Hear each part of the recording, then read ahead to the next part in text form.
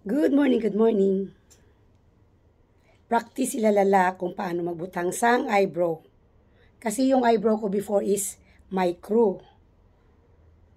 Parang dagong ginatublok-tublok, but hindi na ako magpa-repeat kay para masanay din kita sa kurit-kurit. So, first time na nagkurit ako, what do you think, tadlong man?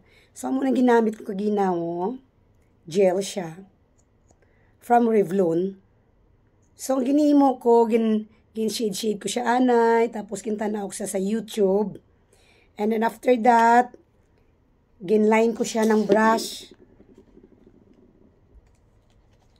Ito ginamit ko, ginline ko siya ng brush. Kumuha ako dito, ginline ko anay, ganyan-ganyan para meron siyang line. And so far, the okay man no, sambal nila ko no, constant practice makes perfect.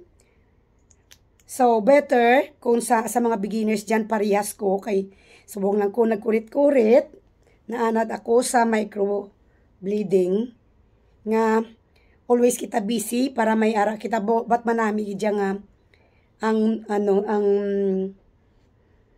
gidya ang ginakurit naton sa aton nga kilay is this one na nami ni siya ang original. Ha, para hindi kita masanay magpa tublok-tublok sang aton nga kilay, but tingnan nyo kung tadlong. What do you think? Pasensya na sa akon nga videos kasi gina-share ko lang sa inyo para makita kung tadlong man ang akon nga course for the first time. So, sa mga beginners, kinanlan mayari kita nga brush. Barato malang ini. So, purmiro malayin kita nere sa punta para may kurit. And then, i-blend naton ining brush kag i-line. Para nga ang ato nga kilay may korti. Na, ba't kung hindi pagkikita, perfect maglagay, tanaw kita sa YouTube. Pero sa ako kagina nagtanaw ko sa YouTube.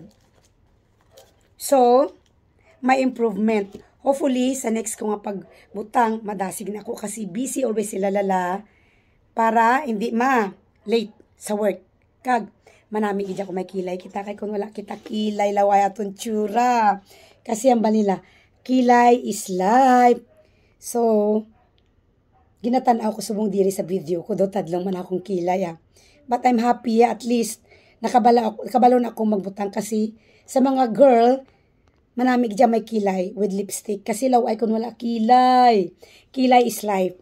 So that's it. Salamat sa lahat ng suporta dyan. Sa hindi pa nakapag-subscribe sa aking channel, please subscribe and we bless you all.